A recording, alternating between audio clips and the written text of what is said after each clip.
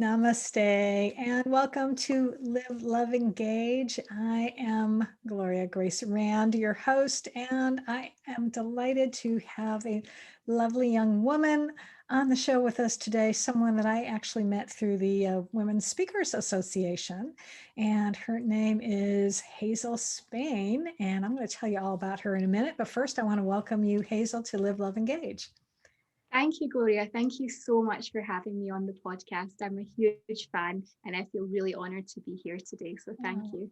Well, thank you. It's the honor is all mine, and I'm going to tell our guests about um, this accomplished musician and published author. So, how about that? She's the author of a book called Music, Anxiety, and Me, and but before that, she's the proud owner of Hazel's Violin School. She's a professional violinist who's been playing professionally for over 20 years and also teaching violin privately and in schools for the vast majority of that time. And she teaches beginners to advanced students and kids as young as 4 up to adults as old as 80. So even I, at the not quite 60 yet, I got a little bit more to go. I suppose I could even learn how to play the violin. Um, but what I loved about Hazel's story is that she has a real passion for helping others learn how they can transform their lives through music. And you don't actually need to be a professional musician to accomplish that. And that's what we're really going to start talking about today, especially about her book. As I mentioned, it's called Music, Anxiety, and Me. And I thought we'll start actually right there. So, why did you decide to write a book? And then maybe you can tell us afterwards how you came up with that title, what that's all about. Yeah, so, well, first and foremost, I never intended to write a book. It happened completely by accident. And to be honest, I would never have considered myself or don't consider myself to be a natural writer or anything like that. I was good at English at school, but I wasn't considered a gifted writer. So it came about because I met an entrepreneur at a business event just before lockdown, the infamous lockdown of 2020. Mm. And my business was actually just starting. So I had taught the violin, as you said, throughout my life, taught in schools, taught privately. But circumstances that I do go into in the book kind of dictated that I had to get a kind of regular 9 to 5 job. Mm. Um,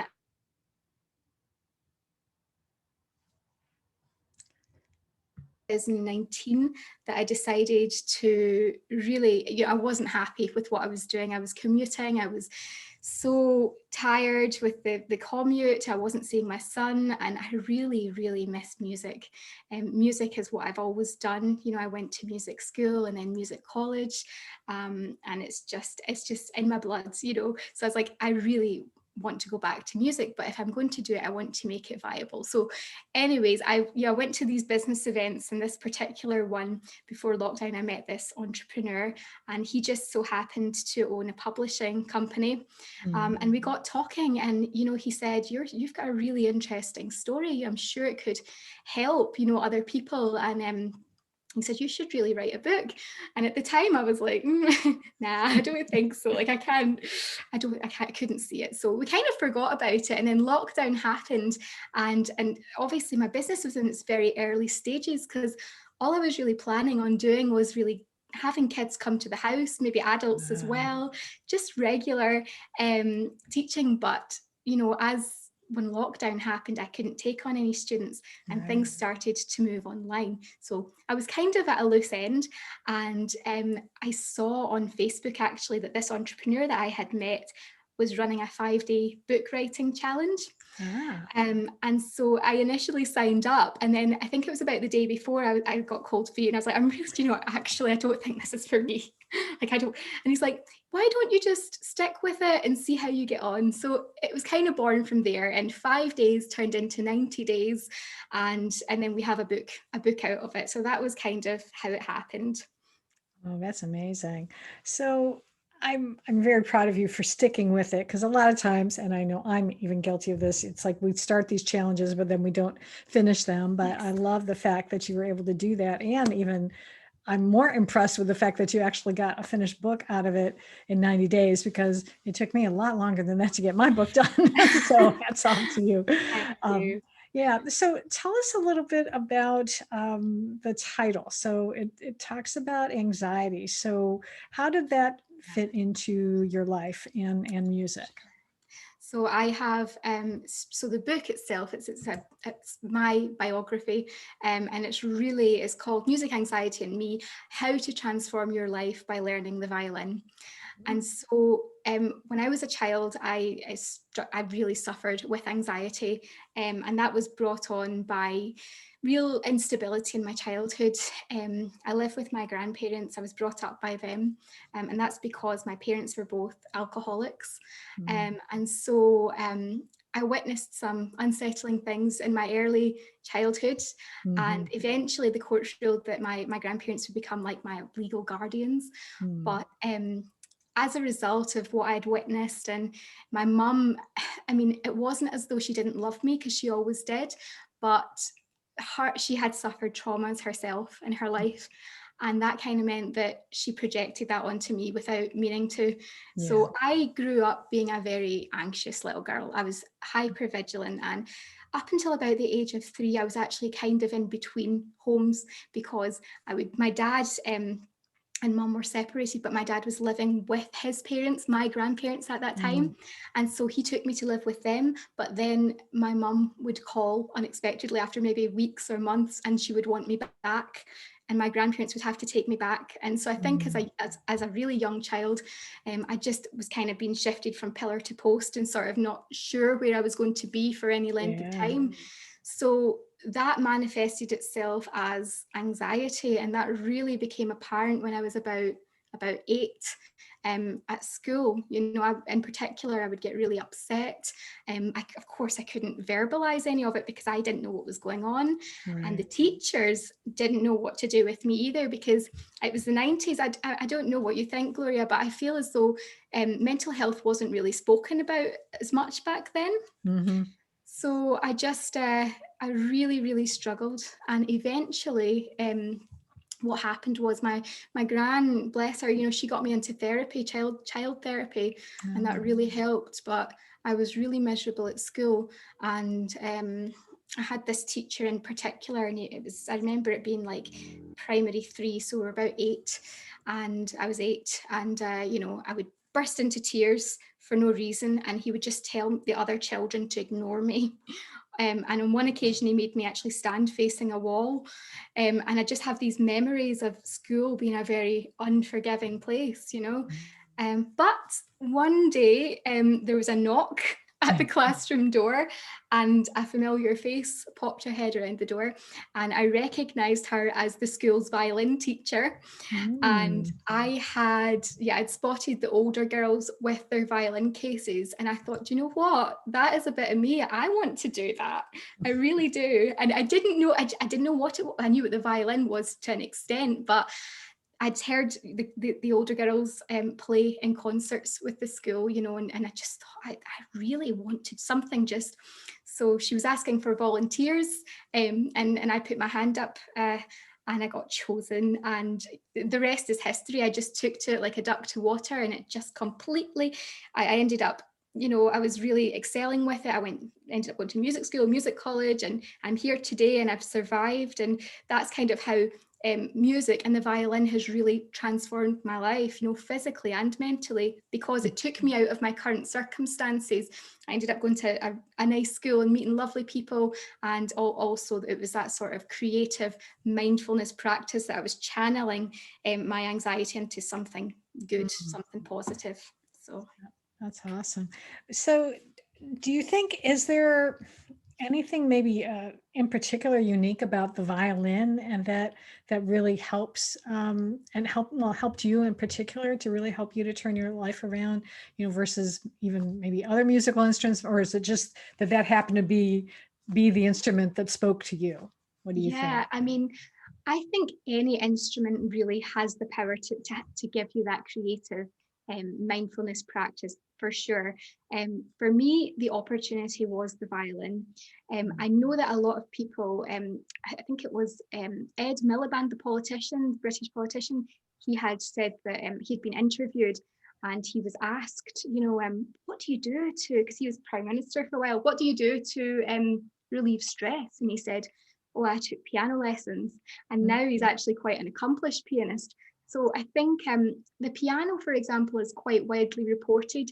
And the piano is, of course, a wonderful instrument, and all credit to pianists out there. But for the violin, like, I think instruments like the violin, certainly orchestral instruments, are instruments where you can really get social with them. So say somebody's, during the lockdown, for example, people have been stuck at home, and it's been a really isolating time for many. And now, as we're coming out of lockdown, we're starting to see things open again and things. And what I like about instruments like the violin and orchestral instruments is that you can really go out there and play music with other people.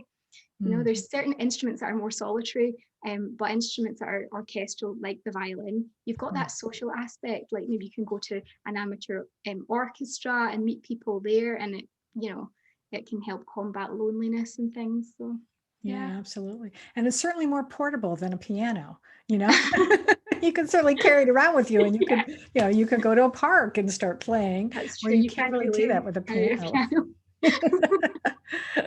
That's so cool. So what prompted you to actually start your business? Because you mentioned, and I should actually, for those of you who, I think I neglected to mention this at the outset. So for those of you who are listening and wondering about Hazel's accent, you are actually in Scotland, right? Yeah. Yeah, that's where you grew up. So I'm Scottish lady.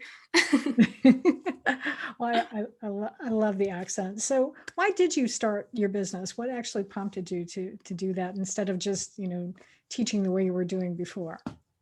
Yeah, so, well, obviously I started the business because first and foremost, I'm a violin teacher. It's what I've always done, and it's what I'm good at. But it was whilst writing my book that I discovered, through writing down my own story, I discovered that I could use my own story to help other people.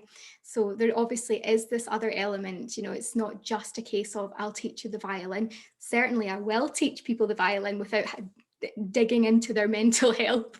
And also, I just want to say that I'm not a mental health professional. I'm not a doctor or anything like that. This is just completely my unique experience, or sadly not so unique for mental health is very prevalent at the moment, sadly.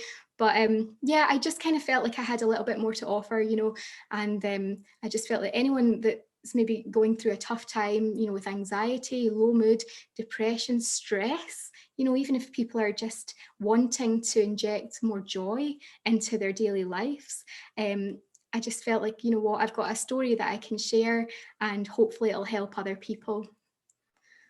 So yeah, that's why I started my business.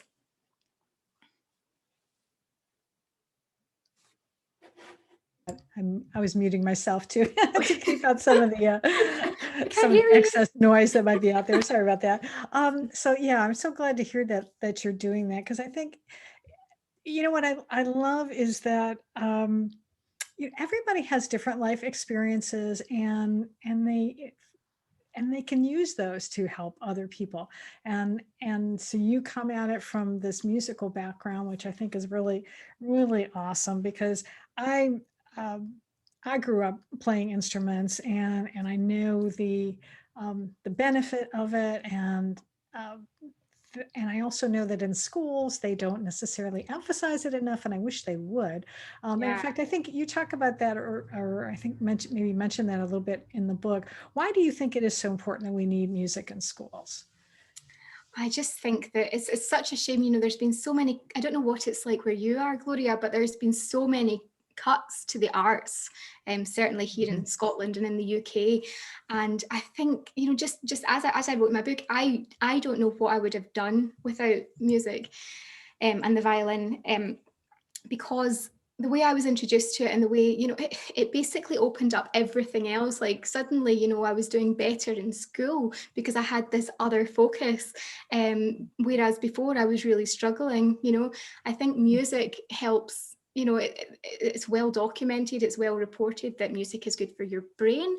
It's good for so many different things. And I really think that it's such a shame that there have been so many cuts to the arts, because music is, learning an instrument is just so beneficial in so many ways. Yeah, absolutely. And it just occurred to me, I think what maybe people don't talk about enough, but especially being in like an orchestra, you mentioned that the violin is an orchestral instrument. Mhm. And of course, I was in band in school. And I think what's really good about that is it gives kids a way of being able to learn how to work together. You Mhm. really can't necessarily, unless there are particular solo parts in a piece, but mostly you have to learn how to blend and to harmonize. And doing that with a musical instrument, I think is a good way to be able to teach kids that. Mhm. Besides all the other skills you're learning how to count. I mean, it helps with just Yeah, simple exactly. keeping time and Yeah. understanding time signatures and dividing things up into fractions. I mean, it's Mhm. amazing what music It can is. teach you. It is But amazing. yeah, but I think social skills too. That's what I was just about to say. Like, also, I know that I certainly found there was this camaraderie between, certainly, well, all of my friends now are musicians. I don't really know anyone that isn't a musician. I met all of my closest friends through Mhm. music. I even met my husband through music. And, there's just this shared camaraderie. Certainly when I first went to music school, after having been at primary school, so I went to a music high school, and there was just a small group of us within like a regular school. And Mm. I just remember it, so the building was actually separate to the main school building. And just from my very first visit, again, as a really anxious kid going into a new school, I mean, initially I just wanted to go to high school with all my friends and just kind Mm. of do the normal. So going to like a specialist school, I was like, oh, I don't know how I'm going to do with it. But, from that first visit, I came into the music block and I could hear music around me. Everyone was so friendly. And certainly the 6 years that I spent there, um, Mm. formed some of the closest bonds, with these kids, because we formed like a family. We all had different lives, different Mhm. backgrounds, but we all shared this one thing in common, and that was music. So Yeah. yeah, it's amazing for so many things, but camaraderie and friendship, definitely. Mhm. Absolutely. Now, I know that you suffered from anxiety as a kid, but there's also can you talk a little bit about maybe professional musicians? Do they have are they at risk sometimes for being suffering from anxiety? I think so. I mean, I think it's certainly, from my own experience. I mean, it's not as though you learn an instrument and it's like waving a magic wand and all of a sudden your mental health problems will disappear. I mean, certainly there is an element of pressure that comes with making music your livelihood. So Hmm. for me, for example, as a youngster, the violin really took me out of what I was experiencing. But certainly when it started to become more serious, and it became like making a living and stuff, that's a Hmm. whole other like kettle of fish. Hmm. Again, there's a lot of cuts to the arts over here, and certainly the pandemic has been really disastrous for musicians everywhere. But that kind of so the point in what I do isn't, so my students aren't necessarily, I mean, they may want to become professional musicians further down the line, but first and foremost, it's people who are looking to inject a little bit more creativity, a little bit more joy into their lives, and really we're not exploring the stressful side of it, which is, having to make a living and it Hmm. being your bread and butter. So the message that I want to share is really, not going down that route, is actually looking at how music can really help calm you down, because there's a stressful side to everything, you Hmm. know. Certainly, yeah, there are mental health problems in orchestras and things, just Hmm. because of the nature of it. But Yeah. yeah. Awesome. So, how do you help people specifically in your business? So how does that, so if I came and said, okay, I need help, Hazel, what would a session with you look like? Sure. So as I said before, I will teach anyone. I teach children all the way through to adults in their Mm. 80s. But I have a special interest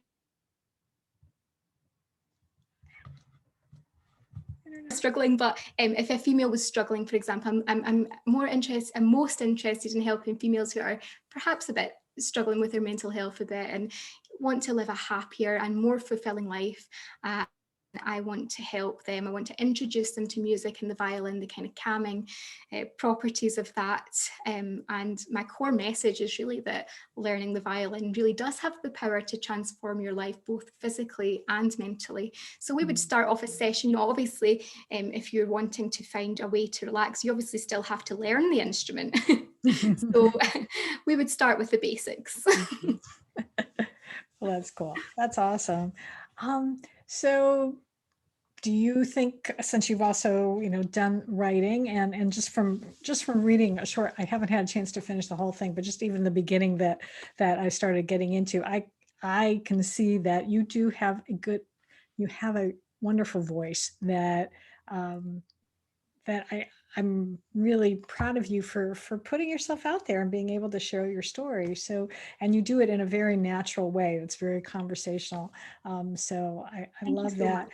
Um, do you think you'll ever, write another story down the line, or are you just going to stick with music for now? Well, funnily enough, writing my book took quite a lot out of me. um, I I thought, you know, this will be a great project. I'll just do this, and you know, who knows what will happen. But actually, Gloria, writing all that stuff down afterwards, it was as though I'd buried like so many memories, and it was Mhm. honestly writing it down was so cathartic, but at the same time, it was terrifying, and it was Mhm. really terrifying putting it out there.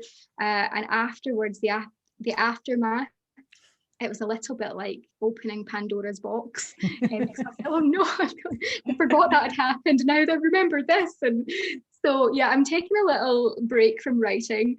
But I do have a few ideas. I am kind of feeling the itch again. So I've got a few ideas for potential topics further down the line. But for now, I'm focusing on just spreading my message and, yeah, just that side of things. Oh, awesome. Well, I'm glad to hear that.